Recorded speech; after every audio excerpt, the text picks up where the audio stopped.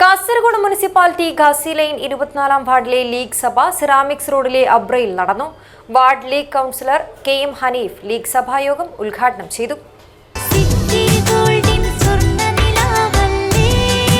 City Gold and Diamonds, Kerala and Karnataka, the glow of purity. Indian union Muslim league ജില്ലാ കമ്മിറ്റിയുടെ ആഹ്വാനപ്രകാരം ജില്ലയിലെ എല്ലാ തദ്ദേശ സ്വയംഭരണ സ്ഥാപനങ്ങളിലെ വാർഡുകളിലും ലീഗ് സഭ നടന്നുകൊണ്ടിരിക്കുകയാണ്. കാസർഗോഡ് മുനിസിപ്പാലിറ്റി ഘാസി ലൈൻ 24 വാർഡിലെ ലീഗ് സഭ സിറാമിക്സ് റോഡിലെ പ്രകൃതി രമണീയമായ അബ്രയിൽ വെച്ച് നടന്നു. Ward league councillor KM Hanif league സഭായോഗം ഉദ്ഘാടനം ചെയ്തു. 10 മാസം കൊണ്ട് 3 റോഡ്, കോൺക്രീറ്റ് റോഡും ഒരു ടാർ റോഡൊക്കെ ഉദ്ഘാടനം ചെയ്യാൻ പറ്റിയിട്ടുണ്ട്. അതേപോലെ നമ്മുടെ വാർഡൊക്കെ സ്ട്രീറ്റ് ലാമ്പിന്റെ പ്രശ്നം പരിഹരിക്കാൻ പറ്റിയിട്ടുണ്ട്, ക്ലീനിങ്ങിന്റെ പ്രശ്നം പറ്റിയിട്ടുണ്ട്. അതുപോലെ തന്നെ നമ്മുടെ വാർഡിനെ എല്ലാ വാർഡിനെയും ഇപ്പോൾ അധികം അഭിമുഖീകരിക്കുന്ന ഒരു പ്രശ്നം PHDന്റെ വെള്ളം ലീക്കാണ്. കാരണം ഇപ്പൊ പണ്ടത്തെ പോലെ അല്ല, വെള്ളം വളരെ ഫോഴ്സ്ഫുൾ ആയിട്ട് വരുന്നത്. അതുമൂലം പല പൈപ്പുകളും പൊട്ടുകയും റോഡിൽ ലീക്ക് ഉണ്ടാവും. അതൊക്കെ പരിഹരിക്കാൻ വേണ്ടി മാക്സിമം ശ്രമിക്കുന്നുണ്ട്.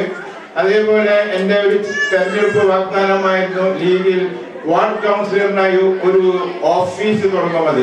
അത് ഇലക്ഷൻ കഴിഞ്ഞ ഉടനെ തുടങ്ങുകയും വളരെ നല്ല രീതിയിൽ പ്രവർത്തിക്കുകയും ചെയ്തിട്ടുണ്ട്.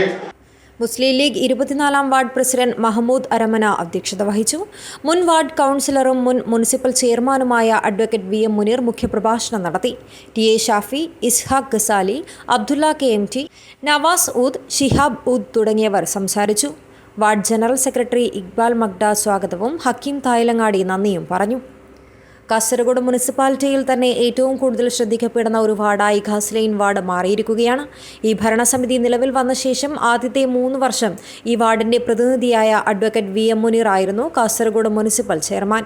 പിന്നീട് നടന്ന ഉപതെരഞ്ഞെടുപ്പിൽ ഇപ്പോഴത്തെ വാർഡംഗം KM ഹനീഫ് മുസ്ലിം ലീഗ് സ്ഥാനാർത്ഥിയായി വൻ ഭൂരിപക്ഷത്തിൽ വിജയിക്കുകയുണ്ടായി. ഈ ഒരു വർഷത്തിനുള്ളിൽ തന്നെ വളരെ ജനപ്രദമായ പല പ്രവൃത്തികളും വാർഡിൽ KM ഹനീഫിന് ചെയ്യാൻ സാധിച്ചിട്ടുണ്ട്. വിവിധ മേഖലയിൽ കഴിവ് തെളിയിച്ചവരെയും SSLC+2 പരീക്ഷയിൽ ഉന്നത വിജയം നേടിയ വിദ്യാർത്ഥികളെയും ചടങ്ങിൽ ആദരിച്ചു.